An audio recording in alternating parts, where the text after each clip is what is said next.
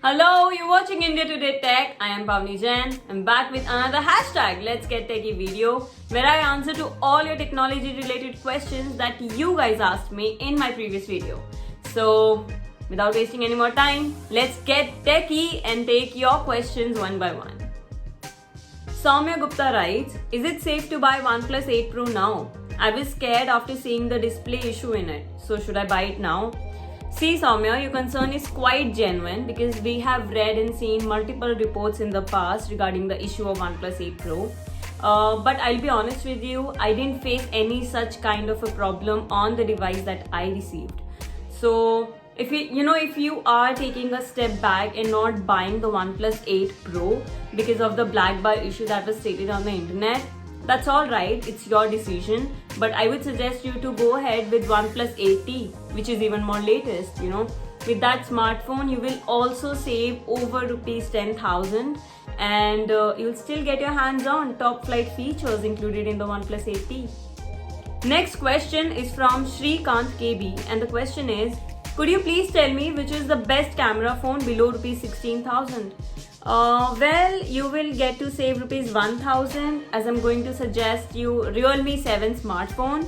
Yes, at a price of rupees 15,000, you will get that smartphone with 64 megapixel paired up with Sony sensor as a main shooter.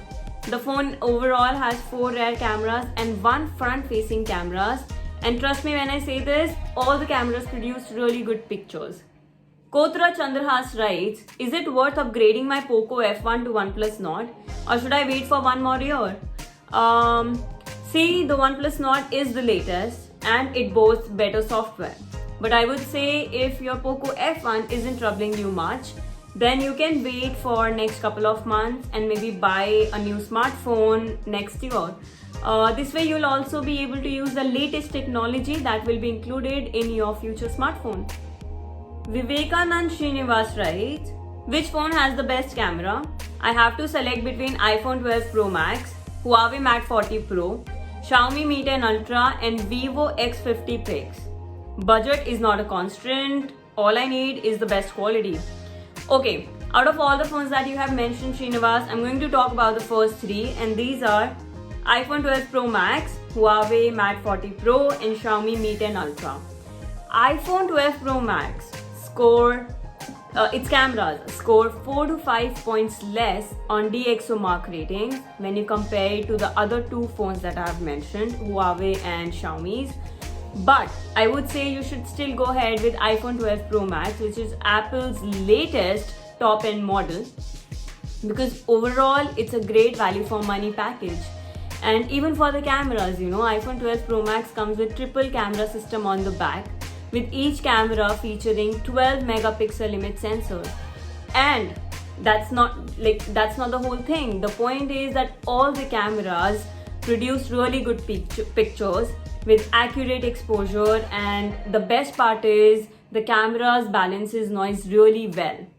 If you read our review of the smartphone on our website, you'll also get to know that we praised the portrait mode in the smartphone, and the portrait mode in iPhone 12 Pro Max works really well with low lighting conditions and with front-facing camera as well.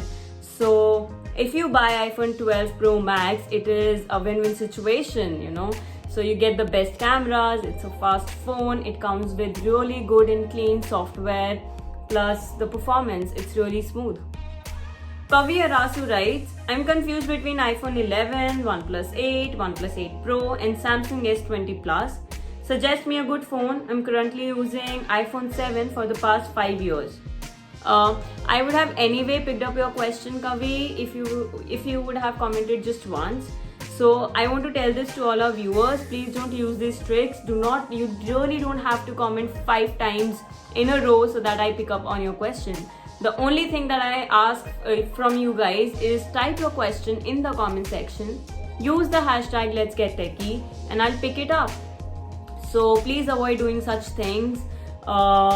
In fact, yes, it's true that sometimes I skip on your questions, but it is not intentional. The reason is I cannot take all the questions in just one video. which is why I ask you guys to comment again and again if I skip on your questions. And I really apologize if I skip any of your questions. Please do not hesitate to comment again, but please also avoid commenting twice, thrice, or maybe 10 times. Once is enough, but do remember to use the hashtag. Now, back to your question. So the thing that you want to know is I should pick a smartphone for you from the phones that you have mentioned, and my suggestion would be iPhone 11. And the best part is that you're already comfortable with the iOS platform. You have been using iPhone from past 5 years, so iPhone 11 will be the best choice for you. Also, I really like this smartphone. In fact, I'm using iPhone 11 to shoot this video as well, and I'm really happy with the outcome. So yes, iPhone 11 would be my choice. Scrolling on social media using this smartphone is also a delight. So you do get LCD panel with iPhone 11, but trust me, it's really great. It's as good as any OLED maybe on a Android device. So iPhone 11 would be my pick. Ronak Rana has a question, and it is, can you suggest me a good wireless neckband or truly wireless buds under rupees 3000? Requirements are not that much, just a good battery life with USB-C charging, and it's okay if that is not there. Most importantly, it's about the audio quality. You should go and check out OnePlus Buds Z, which is at around rupees 3000, and it's a really good option. Let's take today's very last question, and it is quite lengthy. Post Nandi writes, I'm planning to upgrade my current phone of Xiaomi Redmi 8 Note, Xiaomi Redmi Note 8 with good processor, nice battery, camera, full HD display, high refresh rate, good storage, reliable, strong device, value for money. Basically, a very strong all-rounder phone for next 2 years, at rupees 50,000 if it's value for money. But need your guidance, assistance on a few questions. Number 1, do I need to pick an Android or iOS device? Okay, post Nandi, honestly, if you want to buy an Android or an iOS, is totally depend on the user, whatever the user is comfortable with. I tell you, a lot of people pick up on Apple's iPhone just because of their data security reasons, while others prefer Android platform because they think it's more flexible.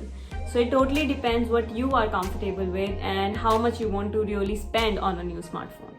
Question number 2, should we also look for 5G connectivity? Moto 9 launching the cheapest 5G phone, or 4G is good enough for next 2 years? To be honest, everything is in the talks right now for the 5G connectivity, and I tell you, even the Indian government have not reached a final decision on whether they should allow Chinese equipment maker to participate in the 5G trials or not in India. So according to me, having a new smartphone without 5G connectivity for next 2 years is not a problem. But if you think it's like having a smartphone is a one-time investment and you are spending somewhere around 50,000 rupees and you want to use your phone for next 3 to 4 years, in that case your smartphone should be future-proof. In that case, you should also look for 5G connectivity. Third question, confused with so many good market options such as Samsung MF series versus Redmi Note 9 10 series versus OnePlus series, Google Pixel or iPhone 11 12.